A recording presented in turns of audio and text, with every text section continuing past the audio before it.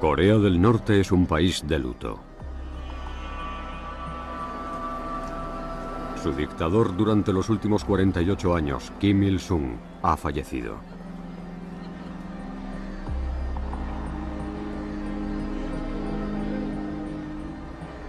Para los norcoreanos, Kim Il-sung fue un dios viviente. Y a esa gente le dijeron que Dios había muerto.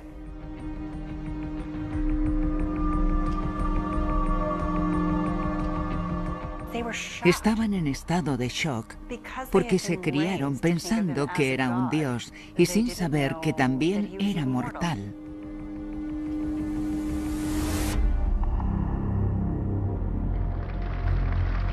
Pero el mito de la divinidad de Kim escondía una verdad más oscura. Detrás de ese rostro había un dictador temible cuyo régimen encarceló, asesinó y torturó a decenas de miles de personas. Kim Il-sung creó una atmósfera de miedo y paranoia. Y todos sabían que debían mantenerse a raya. Siempre les advertí a mis hijos que tuvieran cuidado con lo que decían. Si lo criticaban accidentalmente, todos moriríamos. Necesitaba tener un control absoluto sobre la gente, lo cual implicaba qué pensaban, dónde trabajaban, qué comían. No hay ningún otro país en todo el mundo que ejerza un control y un poder mayor sobre sus ciudadanos que Corea del Norte. Irónicamente, el hombre que transformó su país en una especie de cárcel pasó casi toda su juventud luchando por la independencia de Corea. ¿Cómo un hombre que arriesgó su vida por la libertad de su pueblo se convirtió en un opresor y creó una de las sociedades más controladas del mundo?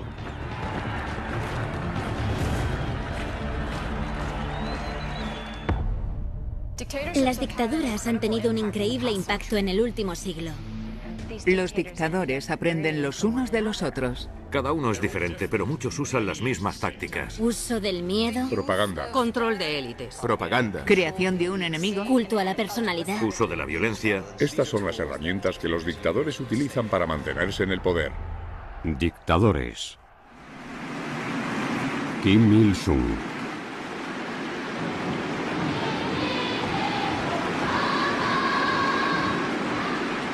La dictadura que creó Kim Il-sung en Corea del Norte sigue vigente casi 25 años después de su muerte.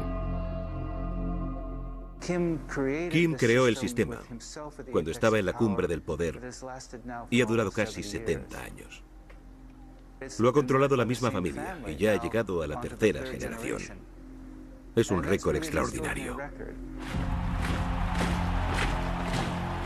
La Corea del Norte actual, gobernada por Kim Jong-un, sigue siendo un estado totalitario severamente controlado. Si estudias la ideología, la estrategia y la política de Kim Jong-un, ves que es muy parecida a la de su abuelo Kim Il-sung, pero con un toque moderno. Es una de las sociedades más estrictamente reguladas y aisladas del mundo.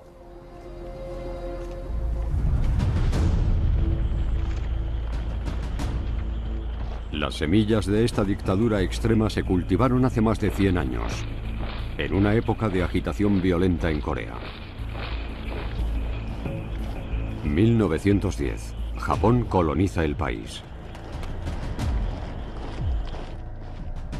El imperio creciente de Japón pretendía que Corea fuera un punto de entrada para atacar a sus enemigos, China y Rusia. Pero los coreanos están a punto de comenzar décadas de sufrimiento. Los japoneses llevaron a cabo un programa de limpieza étnica. Cambiaron los nombres de los ciudadanos coreanos y trataron de erradicar el idioma coreano. A los que se resistieron les torturaron y ejecutaron. Este es el mundo en el que nació Kim Il-sung en 1912, 2 años después de que comenzara la ocupación. En un pueblo a las afueras de la capital coreana de Pyongyang, sus padres lo llamaron Kim Son-yu. Ese niño se llamaba Son-yu, que significa pilar del país. Sus padres esperaban que hiciera algo increíble. Los padres de Kim le inculcaron el cristianismo desde que era pequeño. Pyongyang era el centro del cristianismo en Corea. Se la conocía como la Jerusalén del Este. Kim aprendió a tocar el órgano y lo tocaba en la iglesia de sus padres. Pero justo antes de cumplir 7 años, su inocencia se vio mancillada. Cuando detuvieron a su padre por protestar contra la ocupación japonesa. Detuvieron a su padre en 1919 durante las manifestaciones independentistas contra los japoneses. Su padre participaba en el movimiento de resistencia local frente a la opresión japonesa. A él y a otros manifestantes los encarcelaron y los trataron sin piedad.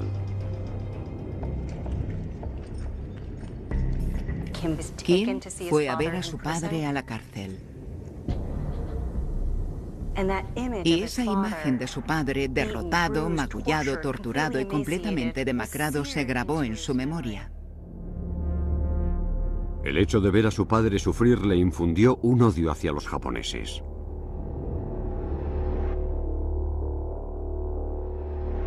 Con 19 años, dedicó su vida a la causa de sus padres.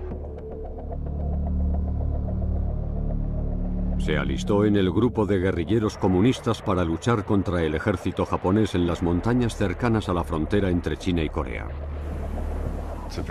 Son zonas muy montañosas, extremadamente calurosas en verano y gélidas en invierno. Se llega hasta los 40 grados bajo cero. Son unas condiciones muy malas. El éxito de Kim frente a los bastiones japoneses le hizo ganarse una reputación de heroico luchador por la libertad. Era un hombre alto para ser coreano, más de 1,80. Era un guerrillero fuerte, inteligente, escurridizo y destacado.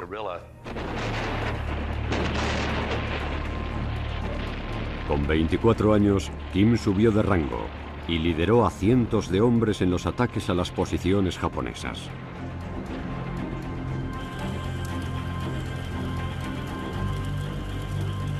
A medida que crecía su fama, se iba convirtiendo en una figura casi legendaria. A finales de la década de los 30, Kim Il-sung se convirtió en el líder de la guerrilla en la lucha contra los japoneses más buscado. Enviaron unidades de hombres especiales a las montañas para detenerlo. En 1938 y 39, los japoneses enviaron a miles de soldados para frenar a Kim Il-sung y a otros guerrilleros. Japón mató a miles de guerrilleros, pero no a Kim.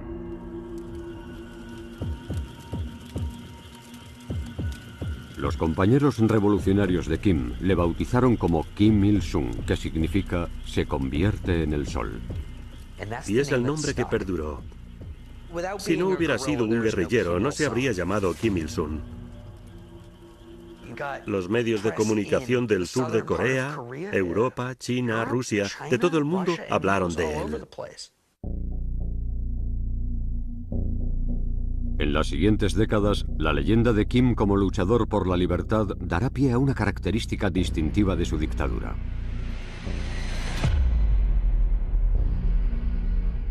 El culto a la personalidad es la idea de que el líder posee cualidades superhumanas y de que el líder es el salvador de la nación. Los dictadores crean el culto a la personalidad porque les permite cautivar a la sociedad y asegurarse de que ésta los adore. Kim Il-sung era capaz de hacerlo a un nivel jamás visto hasta entonces. La época de Kim como líder de la guerrilla forjaría la base del culto a la personalidad que se erigió en torno a él. Cuando empezó fue un elemento enorme de prestigio y de legitimidad. Y sigue siendo el pilar de la legitimidad del régimen. Pero en la primavera de 1941, aún quedaba mucho tiempo para la dictadura de Kim. Los japoneses habían acabado con el movimiento de la guerrilla. Kim y los guerrilleros se vieron obligados a huir y se refugiaron en el último lugar seguro que les quedaba: la Unión Soviética. El ejército soviético acogió a Kim por su resistencia frente a Japón. Le nombraron capitán y le pusieron al mando de 160 guerrillas coreanas. Kim y sus guerrilleros se entrenaron para atacar a Japón. Pero en junio de 1941, Alemania invadió la Unión Soviética, lo cual obligó al país a defender sus fronteras occidentales.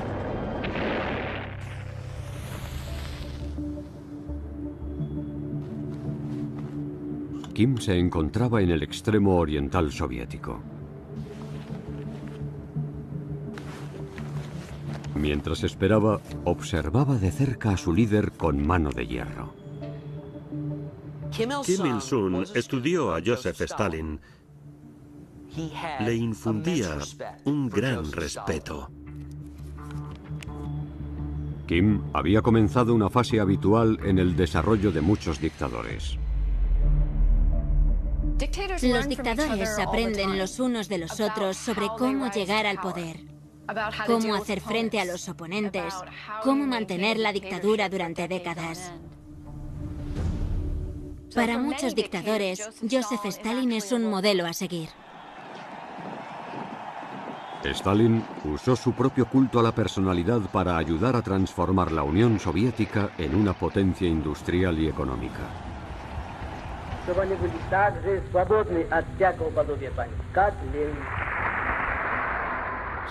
Cultivó la imagen de que era el padre de la nación y un líder fuerte. Pero además, era experto en usar el miedo para garantizar la lealtad.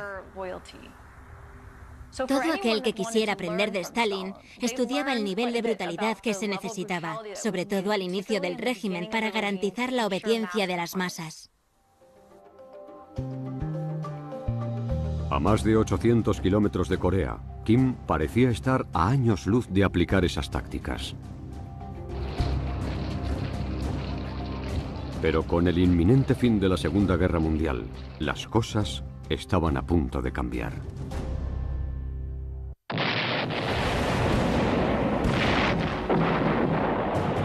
Mientras Kim estaba en el extremo oriental soviético, Stalin acababa con el ejército de Hitler en Alemania. El 8 de agosto de 1945, Stalin declaró la guerra al enemigo acérrimo de Kim: Japón. Junto con su aliado, Estados Unidos, los soviéticos echaron a los japoneses de Corea.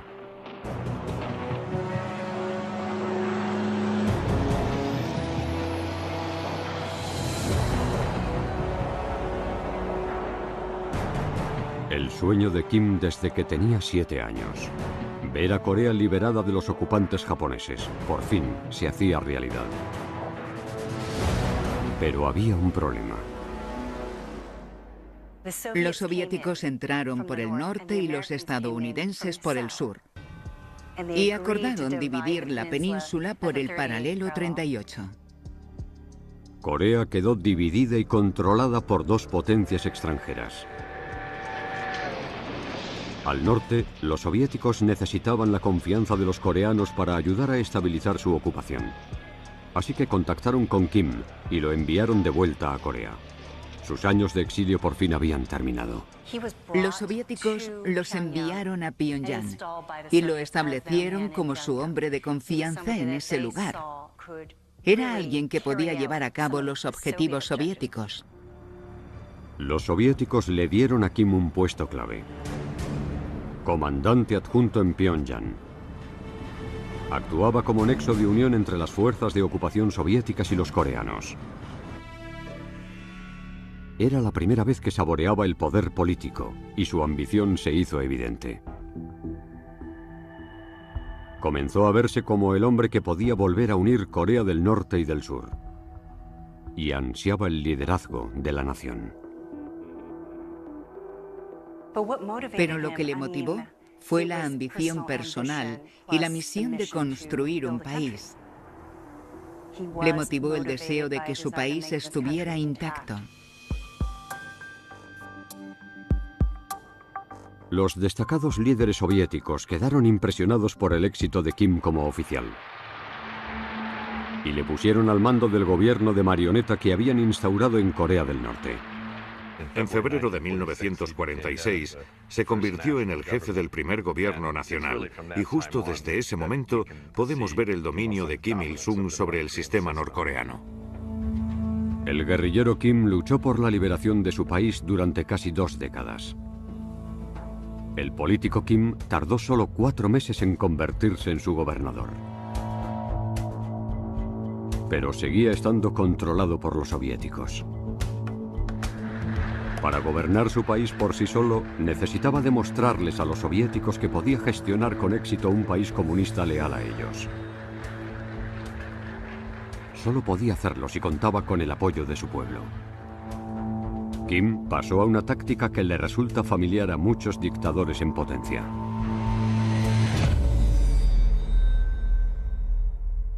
Cuando los dictadores toman el poder, al principio suelen intentar lograr el consentimiento haciendo llamamientos a todas las personas posibles, intentando complacer a las masas y tratando de garantizar su lealtad hacia ellos. No quieren incitar a ningún tipo de revolución. Para ganarse a su pueblo, Kim les hizo una oferta impresionante. Kim Il-sung anunció una reforma agraria. Los campesinos recibieron terrenos gratuitamente. Les dio 3 changbok, que son granjas muy pequeñas, pero suficientes para mantener a una familia. Fue la primera vez en siglos que los agricultores podían decir que la tierra era suya. Al darles el control de sus tierras, les dio a los coreanos una sensación de orgullo y una visión de una nueva Corea. Kim les dio casi 1 millón de hectáreas a más de 700.000 agricultores y a sus familias. Fue un gran impulso para su popularidad. El 70% de la población coreana se benefició directa y materialmente de las políticas del nuevo régimen. Fue una herramienta muy efectiva para lograr el consentimiento de la sociedad.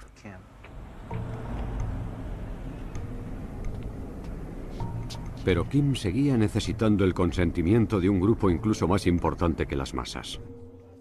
Las élites son la principal amenaza de cualquier dictador. Tiene que asegurarse de que este grupo de élites se mantiene unido y totalmente fiel. Si no lo consigue, corre el riesgo de que lo derroquen. Después de usar la zanahoria con las masas, Kim usó el palo con las élites, subiendo de nivel a los comunistas y a otros rivales en los que no confiaba. Kim era muy astuto negociando con sus enemigos. Envió a Corea del Sur a gente que había servido a los japoneses, a oficiales militares y a otros comunistas coreanos, a todos los enemigos potenciales.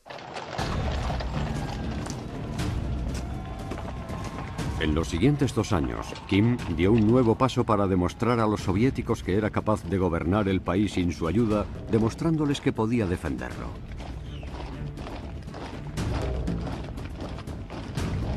Creó un grupo central con algunos de los 200 camaradas de su antigua guerrilla y reunió un ejército enorme de más de 60.000 soldados.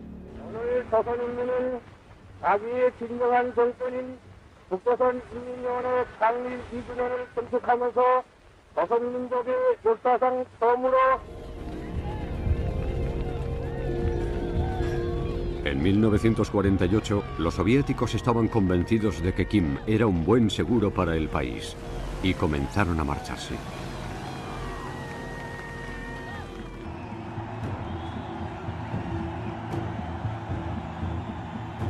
Era la primera vez en 4 décadas que Corea del Norte era libre y no estaba controlada por una potencia extranjera. Y Kim era el líder indiscutible.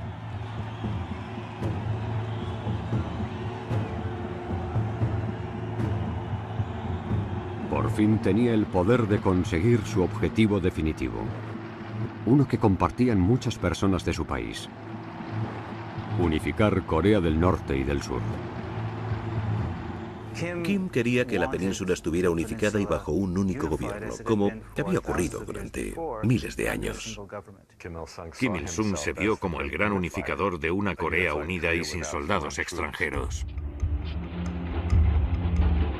En el verano de 1949, Kim vio su oportunidad. Estados Unidos había retirado la mayoría de sus soldados de Corea del Sur. Entonces sus fronteras las defendían 60.000 soldados surcoreanos.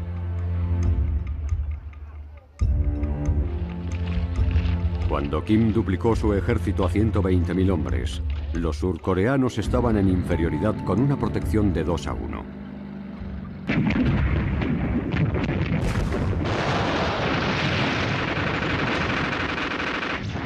Un año más tarde, Kim invadió Corea del Sur.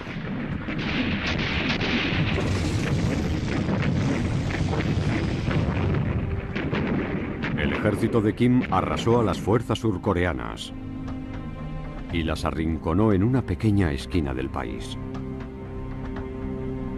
Creía que su sueño de una Corea unificada estaba a punto de hacerse realidad. Pero Kim cometió un error de cálculo importante. Pareció no entender que Corea del Sur era muy importante para Estados Unidos. Septiembre de 1950. Ante el temor de una invasión mundial del comunismo, una tropa de las Naciones Unidas liderada por soldados estadounidenses lanzó un contraataque temerario.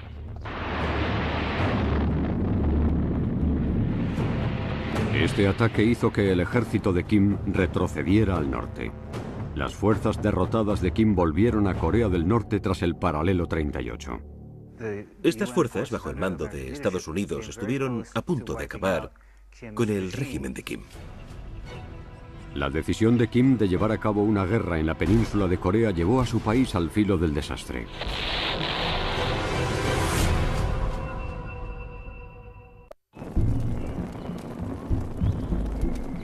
...1 de octubre de 1950... El ejército de Kim Il-sung estaba atrapado en un pequeño rincón de Corea del Norte por las fuerzas de las Naciones Unidas que lideraban Estados Unidos.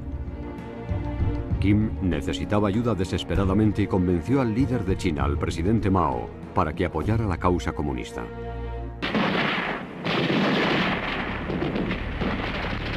Tres semanas después,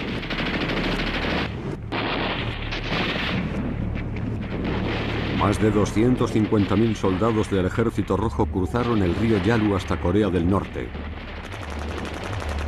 y lograron que los estadounidenses retrocedieran tras el paralelo 38. No solo salvaron a las fuerzas de Kim de la aniquilación, sino que además resucitaron su sueño de reunificar Corea.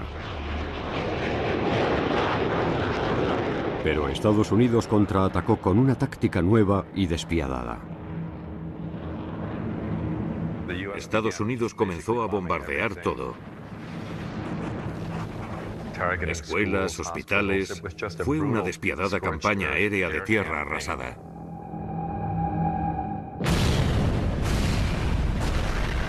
Arrasaron Pyongyang, arrasaron Hamhung, arrasaron Wonsan. Murieron miles de personas de la noche a la mañana. Fue devastador.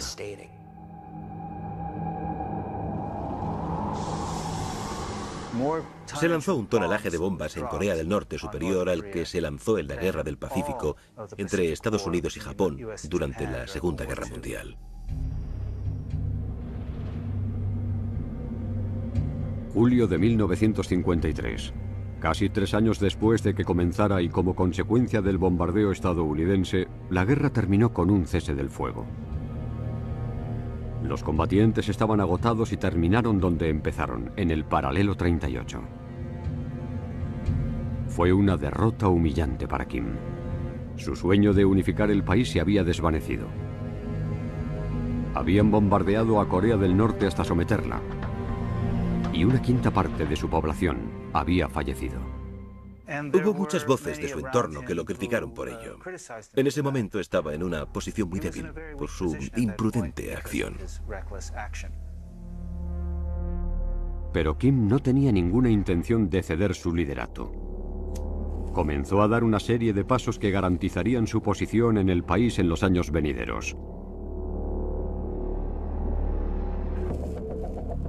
Uno de los primeros fue un movimiento clásico de los dictadores.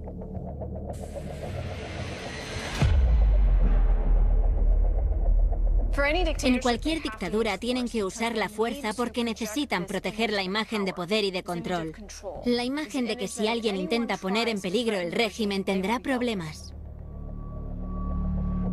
Inmediatamente, Kim le echó la culpa de la guerra a sus rivales, denunciando públicamente a 12 altos cargos comunistas que habían criticado su gestión. Se acusó a los rivales de Kim de colaborar con los estadounidenses para acabar con Corea. Tuvieron que admitir los cargos. A algunos se los mandó al exilio y a otros se los ejecutó. Kim Il-sung recurrió a purgas y ejecuciones para enviar un mensaje a las élites y al pueblo. Si se oponían a él, no sobrevivirían.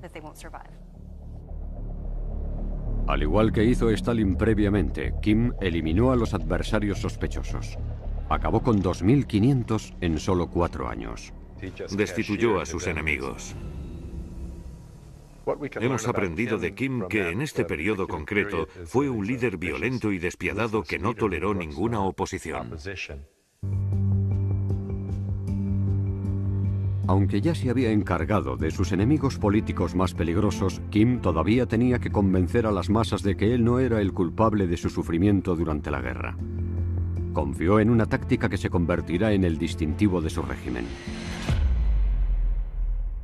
La propaganda es la difusión de la información que beneficia al régimen. La necesitan para controlar la manera de pensar del pueblo y asegurarse de que las masas son leales al régimen. Kim usó una incesante corriente de propaganda para crear una realidad alternativa en la que Estados Unidos suponía una amenaza inminente ante la seguridad de su pueblo. El bombardeo de Corea del Norte era un recuerdo vivo para demostrar lo salvajes que eran los estadounidenses.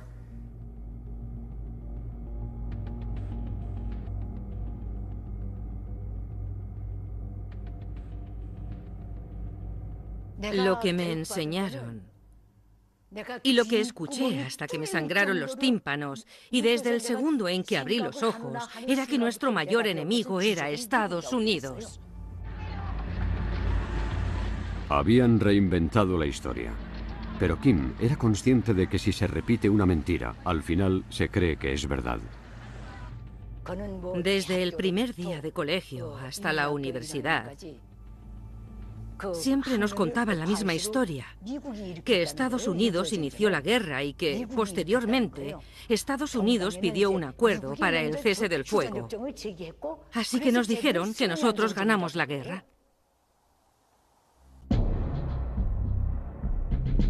La campaña de propaganda de Kim recordaba continuamente a la gente que él era el padre de la nación.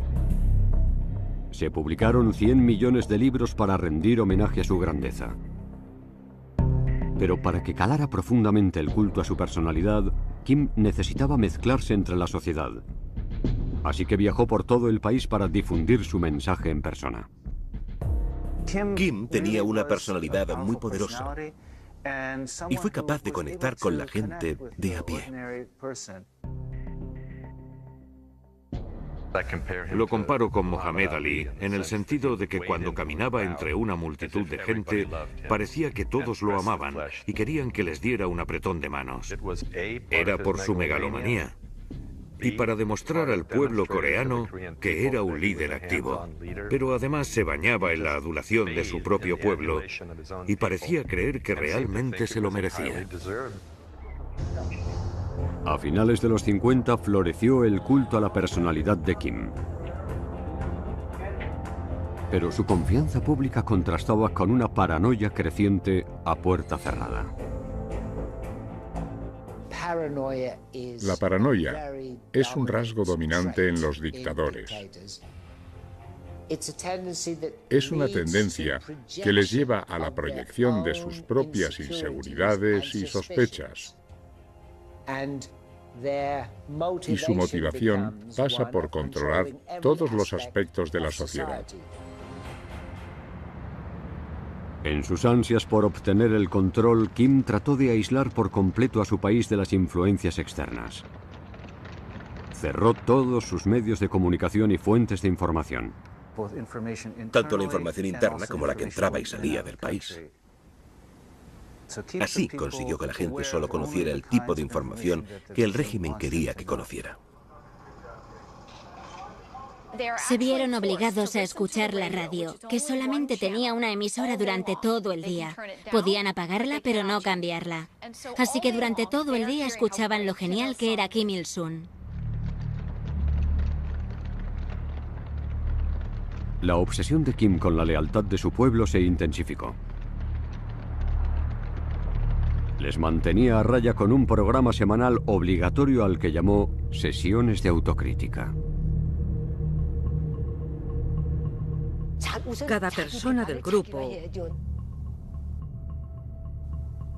tenía que criticarse a sí mismo. Luego nos ordenaban que criticáramos duramente a los demás para poder crecer como personas. Humillaban a los que no criticaban a los demás y los tildaban de vagos y de malas personas.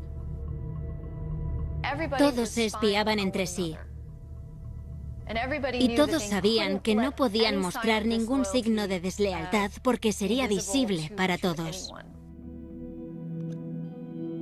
A principios de los años 60, tras casi 2 décadas en el poder, Kim ya tenía asegurado el control del país, pero seguía habiendo conspiraciones contra él en todas partes.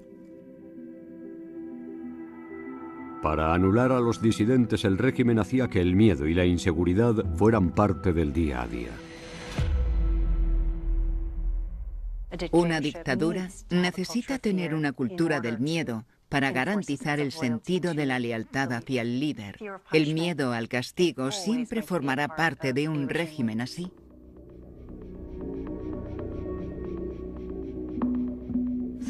Siempre nos vigilábamos los unos a los otros.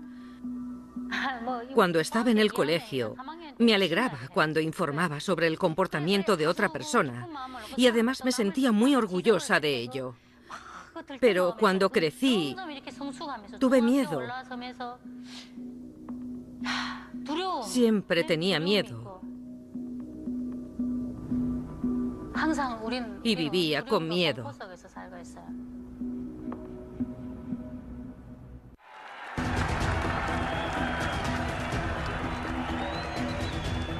A mediados de los 60, Kim Il-sung ya había creado una cultura del miedo con 12 millones de norcoreanos como víctimas.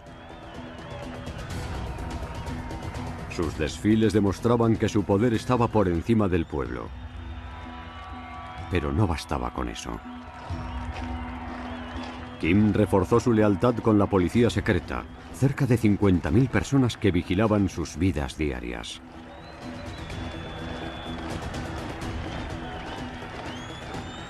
La policía secreta es importante en las dictaduras porque necesitan saber quiénes son los opositores y acceder a información detallada. Para identificar las amenazas, la policía secreta llevó a cabo un plan altamente invasivo.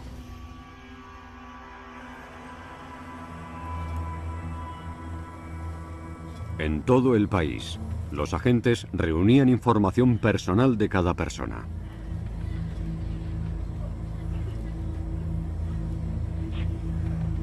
Los datos se utilizaban para reforzar un sistema de castas inflexible, que valoraba a cada persona en 3 categorías en función de su lealtad. En estas 3 categorías hay entre 75 y 95 subdivisiones para organizar a la población.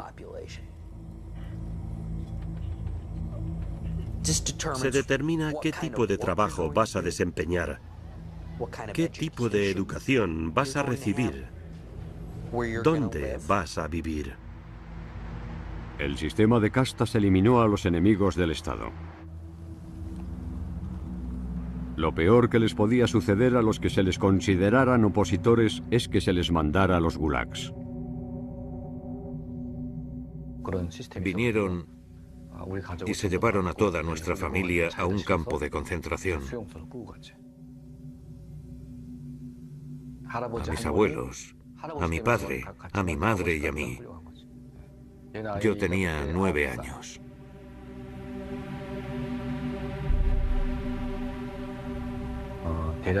Estuve en un gran campo de concentración con unas 50.000 personas. Se llevaron a mi abuelo y lo ejecutaron.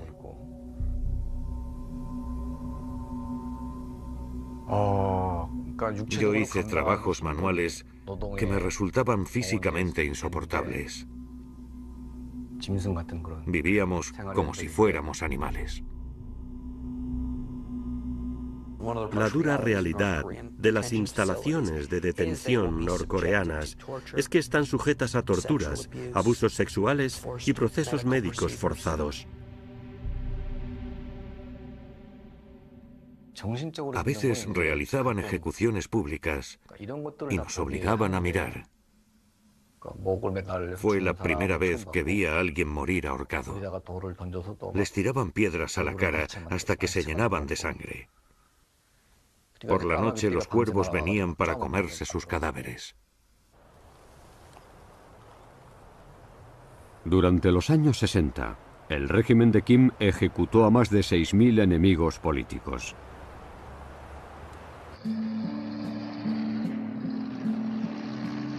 A medida que se terminaba la década, la cultura del miedo había calado en todos los rincones del país. Entonces el régimen controlaba hasta el más mínimo aspecto de la vida diaria. La rutina básica era 8 horas de trabajo, 8 horas de estudio y 8 horas de sueño.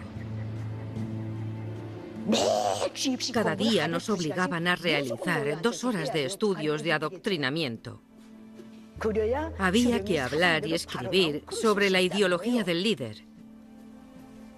Eso es lo que había decidido Kim Il-sung. El gobierno incluso dictaba cuánto podía comer cada persona, racionando su consumo mediante la política de distribución alimentaria. Los adultos 700 gramos diarios de comida, los estudiantes 600, los niños 500 y los ancianos 300. Solo podías comer hasta el punto de saciar ligeramente el hambre. Decían que si comías hasta estar totalmente saciado, no mejorarías como persona. La ley era así.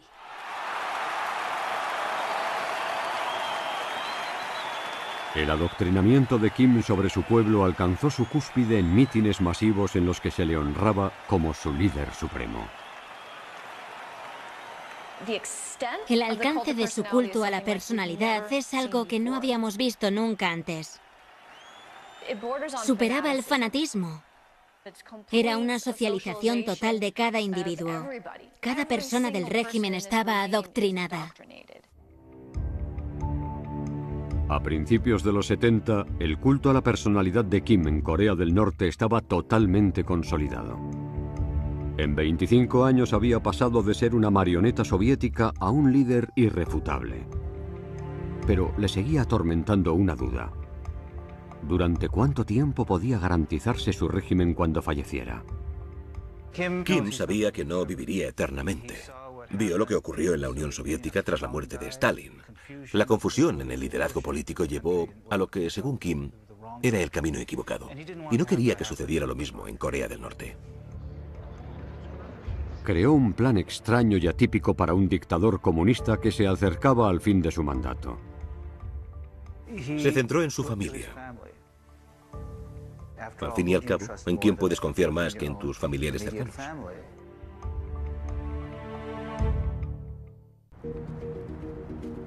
El liderazgo de un régimen comunista nunca había pasado anteriormente a través de una línea de sucesión.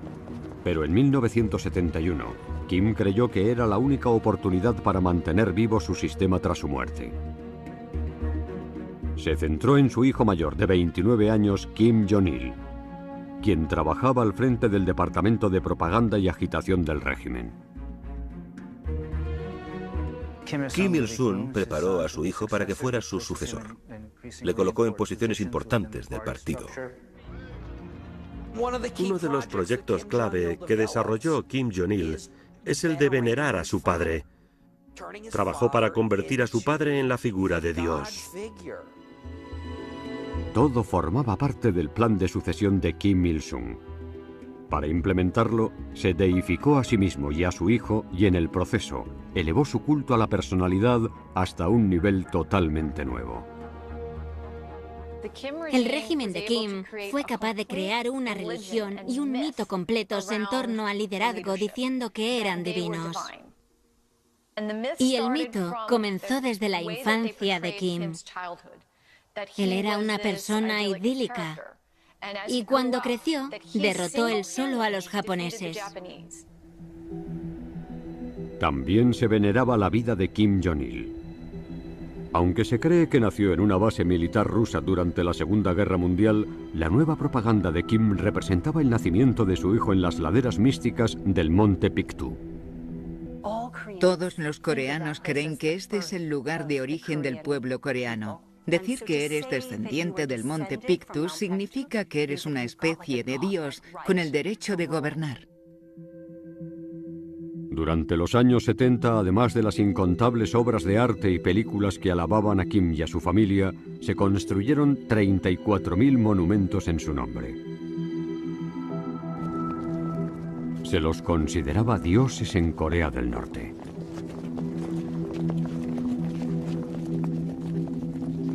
Kim estaba satisfecho. Su sucesión estaba en marcha y podía dar un paso atrás. Desde ese momento, Kim Jong-il realizó muchas de las tareas diarias para gobernar el país. En los 80, cuando su hijo gobernaba el país prácticamente en solitario, Kim Il-sung se centró en sus propias necesidades.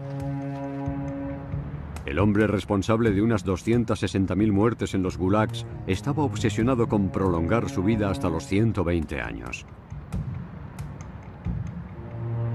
Para ello, Kim creó el Instituto de Investigación de la Longevidad.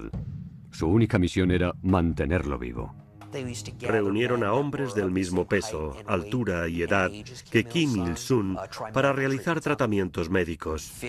Colocaron marcapasos a 15 norcoreanos para asegurarse de que estos funcionasen cuando se lo pusieran a Kim Il-sung. Kim ordenó a sus médicos que le realizaran docenas de transfusiones sanguíneas de hombres jóvenes y sanos. Pasó horas rodeado de niños pequeños con la esperanza de absorber parte de su energía. Había personas encargadas de seleccionar sus granos de arroz para que no ingiriera ninguno en mal estado. Pero ni siquiera Kim podía esquivar la muerte. El 8 de julio de 1994, con 82 años, Kim Il-sung murió de un infarto. En todo el mundo, los expertos políticos observaron y esperaron creyendo que el régimen de Kim se desmoronaría sin él. Se tambaleó, pero sobrevivió. La fortaleza de la dictadura que forjó Kim pasó otra prueba en 2011, cuando sobrevivió a la muerte de Kim Jong-il. Una vez más, el poder se transmitió de padre a hijo sin dificultades.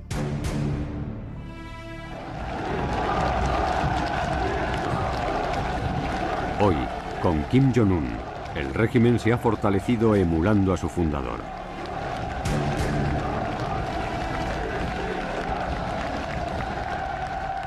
Kim Jong-un es un clon de Kim Il-sung.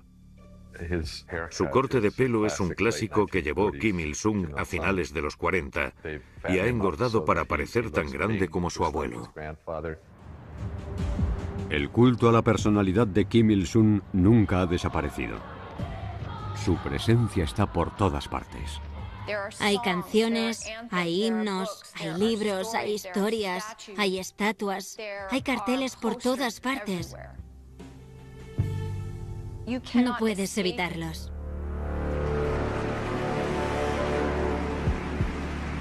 Al final, Kim Il-sung hizo algo que ningún otro dictador comunista del siglo XX había logrado. Creó una dinastía. Al pasar el liderazgo de su país a su hijo, maquinó una sucesión hereditaria. Nunca se había visto algo así en el mundo comunista. Irónicamente, tras luchar por liberar a su pueblo de los abusos de Japón, Kim Il-sung creó un sistema que causó incluso más sufrimiento a su pueblo. En todo este proceso se perdieron muchas vidas.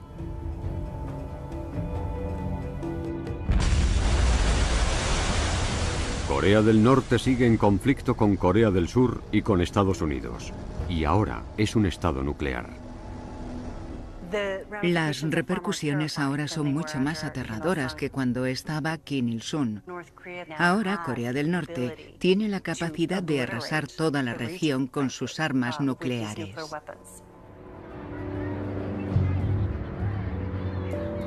La dinastía de Kim Il-sung ha sobrevivido a 12 presidentes estadounidenses en sus 8 décadas. Pero la pregunta es, ¿cuánto tiempo durará su creación, la sociedad más aislada y controlada del mundo? Creo que este régimen puede durar muchos más años. No debemos descartar la posibilidad de que se desmorone, pero tampoco subestimar que este régimen puede seguir siendo fuerte y duradero en el futuro.